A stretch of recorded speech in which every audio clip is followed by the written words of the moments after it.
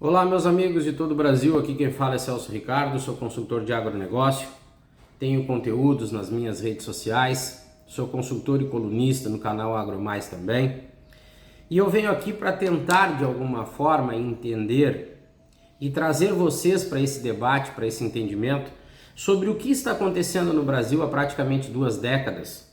Só que no desenrolar, no andar dos anos, as coisas ainda conseguiam se manter escondidas, os resultados do agronegócio conseguiam ser maquiados de uma forma que parecia que tudo estava indo muito bem. E eu não estou falando deste ou daquele governo, eu estou generalizando sim, porque nenhum governo brasileiro fez absolutamente nada pelo setor.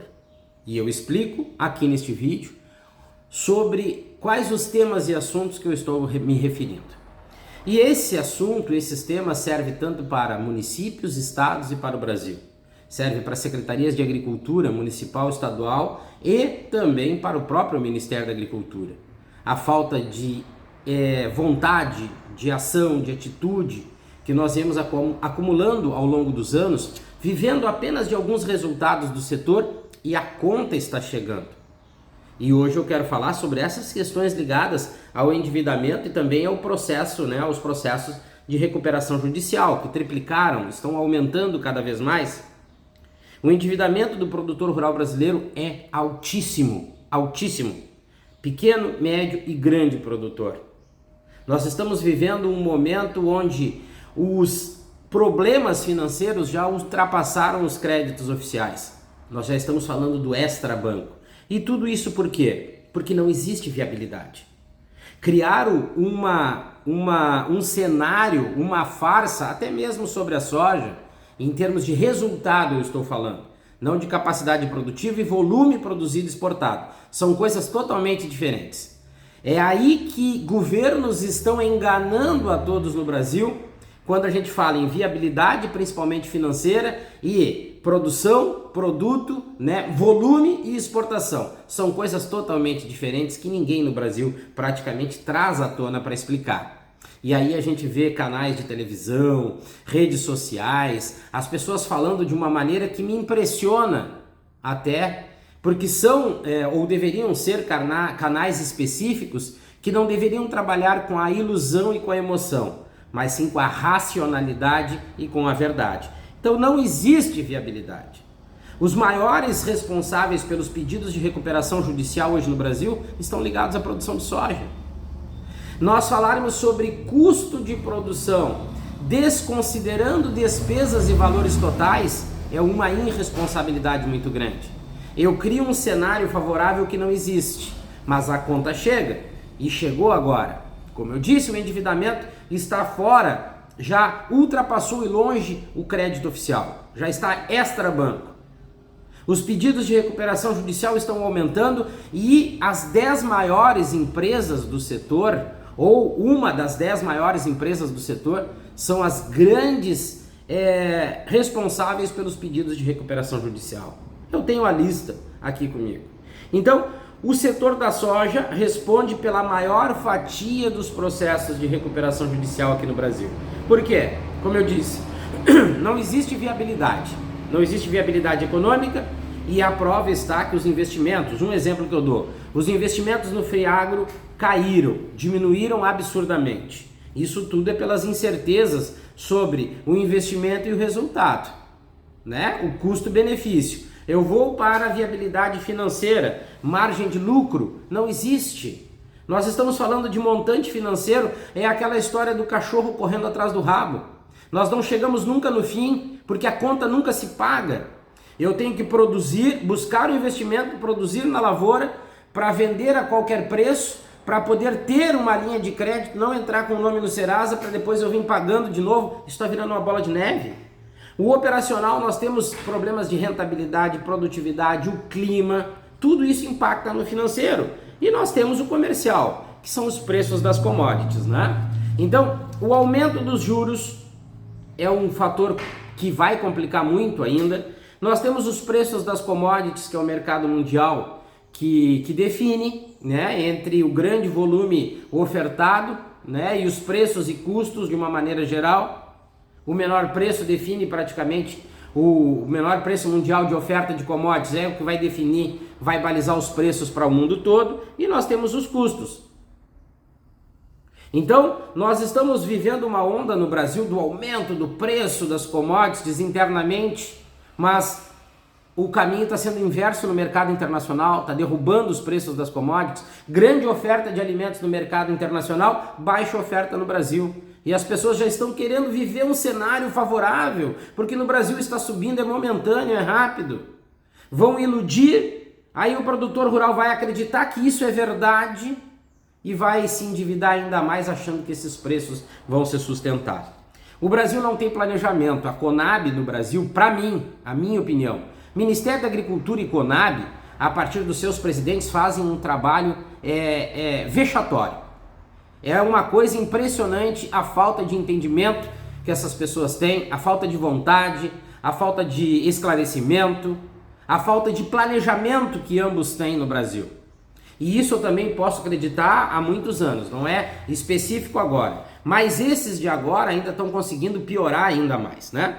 Nós não temos um planejamento das fronteiras para fora e das fronteiras para dentro. Mercado externo, preço, produto, padrão, volume, como eu vou me organizar internamente. Brasil, um país produtivo, eu tenho que levar em consideração a cadeia produtiva, setor primário, secundário e terciário. Eu tenho que levar em consideração a cadeia de valor.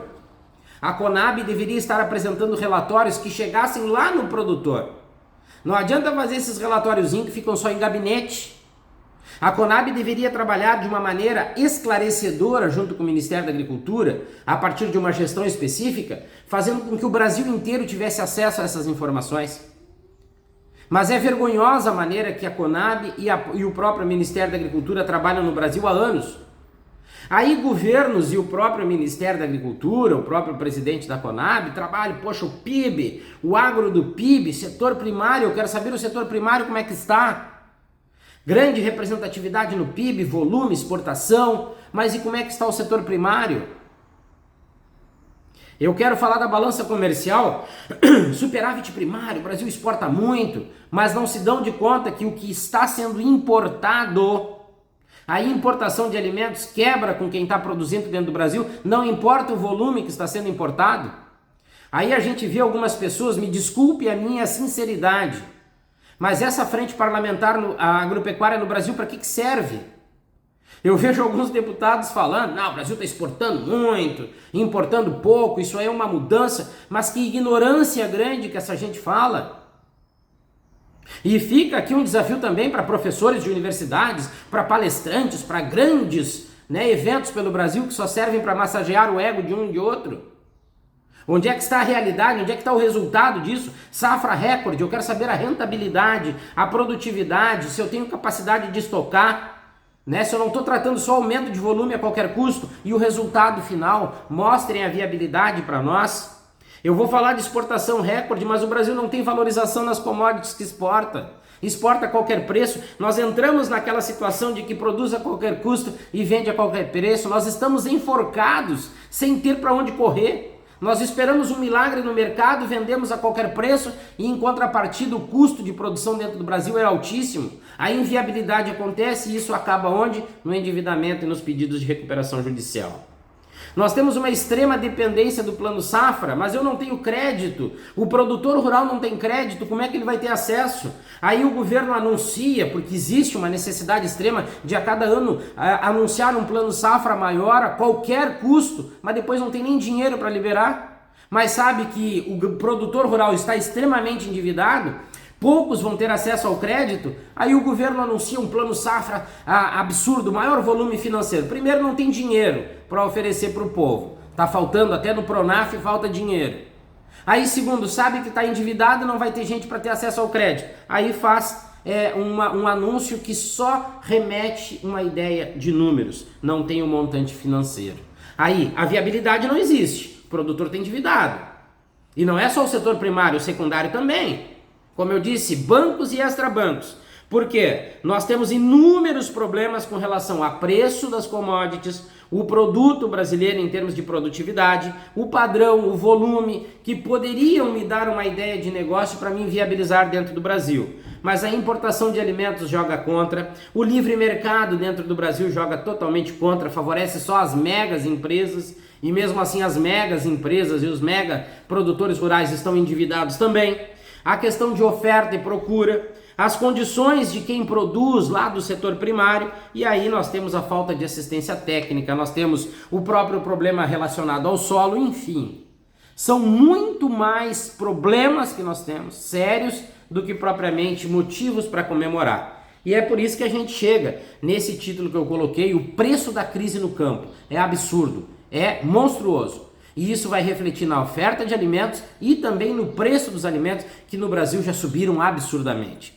As compras que se faz no mercado, 5, 6 sacolinhas é R$300, muito próximo disso. Inviabilidade para quem produz e preço alto para quem consome. E o atual governo queria falar em preço dos alimentos baratos e em melhores condições para o povo ter acesso a esses alimentos. Tudo é oratória política e que nós estamos vendo mais uma vez em mais um governo que nada está sendo feito para tentar mudar esse cenário triste que o agronegócio brasileiro está vivendo, e quem vai pagar a conta é quem produz lá no campo e quem consome, ou seja, produtor e consumidor, que vão arcar com esse grande prejuízo que o Brasil está proporcionando para quem produz e para quem consome alimentos.